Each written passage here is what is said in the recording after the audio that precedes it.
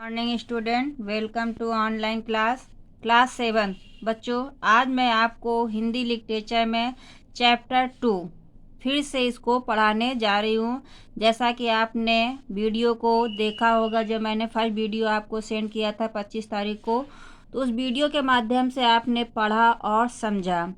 तो फिर से जो हमारे बीच में न्यू बच्चे बीच में ऐड हुए हैं, उन बच्चों के लिए मैं फिर से आपको ये वीडियो बना रही हूँ। तो आशा करती हूँ कि इस वीडियो को आप फिर से देखेंगे और समझेंगे। तो बच्चों, ये हमारी जो दूसरा पार्ट है, झूठ का सच। झूठ का सच मतलब सच को झूठ, झूठ को सच करने में कुछ ही लोग माहिर होते हैं।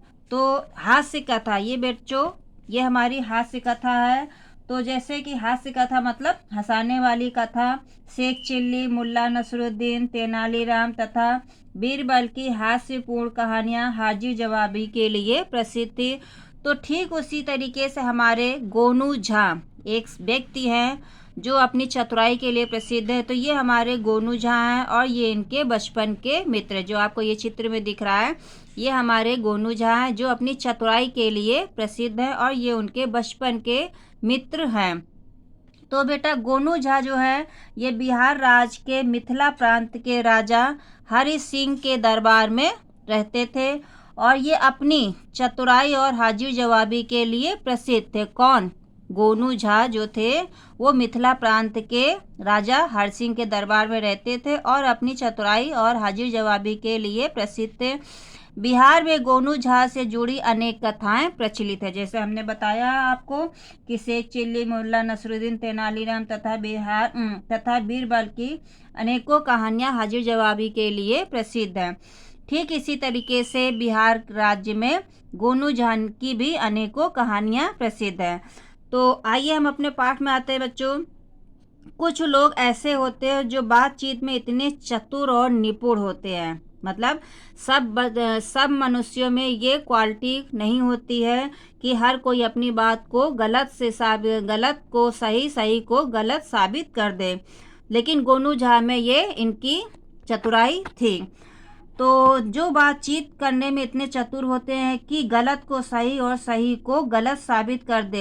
यद्यपि यह गुण प्रायः वकीलों में पाया जाता है। क्या बताया कि जो झूठ को सच, सच को झूठ साबित करने में ये अधिकतर गुण वकीलों में पाया जाता है। परंतु प्रस्तुत पाठ में बिहार की लोक कथा, ये कौन सी कथा है? बिहार प्रांत की लोक कथा है, जो जिसमें गोनू झा प्रमुख पात्र हैं और गोनू झा के चरित्र को ही दर्शाया गया है कि किस प्रकार वो झूठ को सच, सच को झूठ साबित करने में माहिर और बहुत ही निपुण व्यक्ति हैं। तो किसी बात को आप झूठ या सच कैसे ठहराते हैं, क्या आपको ऐसा पता है? तो आइए हम अपने पाठ में बेटा आते हैं, पढ़ते हैं। गोनू झा एक लंगोटिया यार था। लंगोटिया यार मतलब बचपन का मित्र था। बचपन का जो जैसे हम लोग साथ में पढ़ते लिखते और आखिरी तक हम लोग मित्र तक भाव बनाए रखते हैं। वह उनके सुख दुख का साथी था। उससे कभी मन मिटाव भी नहीं हुआ था। किससे नहीं हुआ था? जो बचपन का मित्र था गोनू झा से, उससे भी कभी भी मन मिटाव मतलब मन में कभी भी ईर्ष्या दोष के भाव नहीं आए थे। एक दिन उसने गोनू झा से कहा, मित्र, सभी लोग तुम्हारा लोहा मानते हैं, तुम कैसे किसी दोस्त को दुश्मन और दुश्मन को दोस्त, मूर्ख को विद्वान, साधु को ठग और बेईमान को ईमानदार सिद्ध कर देते हो? यह बात मेरी समझ में नहीं आती। किसने कहा? गोनू झा के बचपन के मित्र ने कहा कि तुम कैसे ये बात साबित कर देते हो कि झूठ को सच और सच को झूठ, विद्वान को मूर्ख और साधु को ठग, बेईमान को ईमानदार। ये बात उसके मित्र ने कहा। गोनू झा ने सहज मतलब सरल भाव से कहा, मैं किसी को एक नज़र में पहचान जाता हूँ। किसने कहा? कि गोनू झा ने अपने मित्र से कहा कि मैं किसी को भी एक नज़र में ही पहचान लेता हूँ कि आदमी अच्छा है या बुरा। उसी के अनुसार मेरी धारणा बदमूल हो जाती है। बदमूल मतलब जड़ अटल हो जाती है। मैं उसके विषय में जानने के लिए जान जाता हूँ। उसी के स्वभाव के अनुसार मैं निर्णय मतलब फैसला लेता हूँ।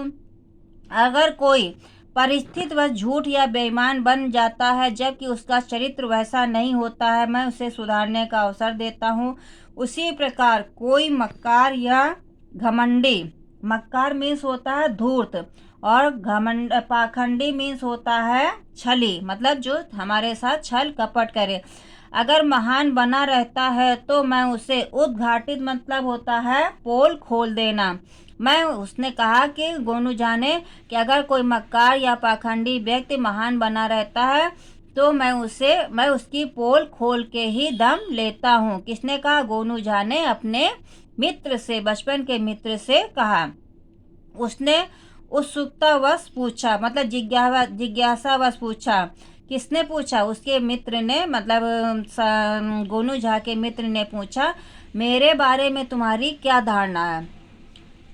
गोनू झा ने अनमने भाव से कहा, तुम तो अजीज दोस्त हो। अजीज मीन्स होता है प्रिय। तुम तो मेरे प्रिय दोस्त हो, इसलिए तुम्हारे बारे में धारणा क्या बनानी।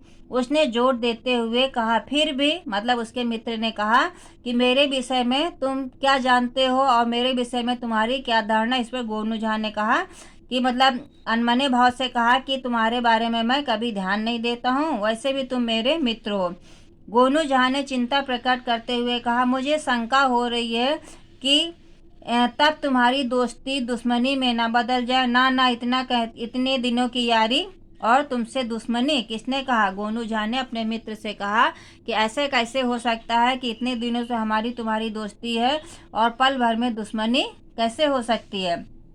तो ठीक है, मैं सोचकर बताता हूँ। किसने कहा? गोनू झा ने अपने मित्र से कहा कि ठीक है, मैं कभी आपको सोच के बताता हूँ। गोनू झा ने सहजता से कहा, अपने मित्र से कहा। वह दोस्त, मतलब जो उसका बाल मित्र था, बचपन का दोस्त, वह दोस्त अक्सर गोनू झा से, मतलब अपने मित्र से यही कहता था।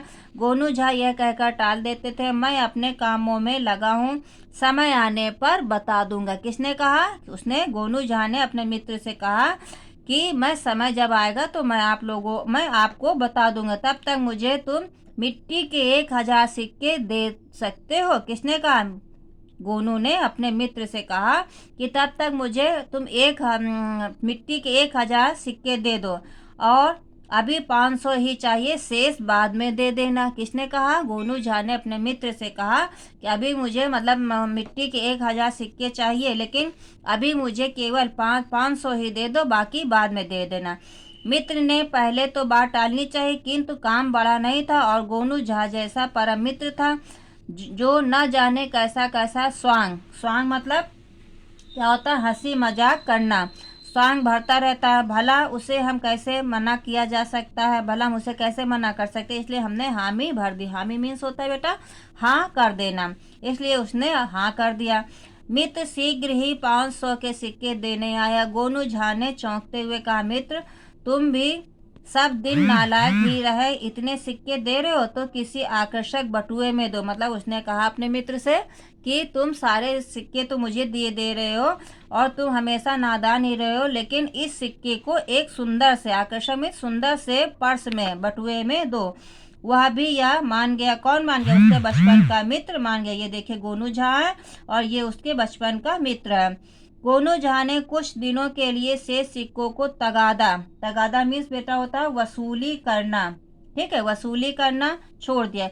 फिर किसी के समक्ष, मतलब सामने दोस्त को देखकर कह उठते, याद है ना 500 सिक्के बाकी है। मतलब गोनू झा ने पहले अपने मित्र से कहा कि मुझे 500 सिक्के अभी दे दो और शेष बाद में दे देना। बाद में सभी के सामने, दोस्तों के सामने उसका उपहास करता कि तुम्हें याद है ना 500 सिक्के मुझे देने हैं। मित्र कभी हंसकर तो कभी खींचते हुए कह देता, हाँ हाँ रोज क्या तगादा करते हो, कभी भी दे दूंगा। मतलब उसने कहा कि मैं कभी भी आपके ये सिक्के को दे दूंगा। तो एक दिन गोनू झा ने पंचायत बुला ली। किसने बुलाया? गोनू झा ने पंचायत बुलाई और गणमान्य, मतलब प्रमुख लोग उसमें उपस्थित हुए। कौन उपस्थित हुआ? प्रमुख लोग उसमें उपस्थित हुए। गोनू झा ने अपनी फरियाद मतलब अपनी बात को, अपनी शिकायत को वहाँ पे सुनाया और दुहाई लगाई। मेरा लंगोटिया यार है, मतलब कहा कि ये मेरा बचपन का मित्र है। हमने शीघ्र ही लौटाने की शर्त पर 6 महीने पहले मुझसे 1000 सिक्के लिए थे, 500 तो सिक्के वापस कर दिए और शेष से मुकर रहा है। मतलब वो पैसे देना नहीं चाह रहा है। तो बच्चों, मैंने आपको इतना पढ़ाया और आप लोगों ने पढ़ भी लिया होगा, तो आशा करती हूँ कि इस वीडियो को आपने देखा और बहुत ही अच्छी तरीके से लर्न कर लिया होगा। तो उम्मीद करती हूँ कि इस वीडियो के माध्यम से कि सभी बच्चों को ये वर्क कंप्लीट हो गया होगा। और जिन बच्चों का वर्क बेटा कंप्लीट नहीं हुआ, प्लीज़ आप इस वर्क को कंप्लीट करिए, वीडियो को देखिए, सारे एक्सरसाइज करिए। धन्यवाद।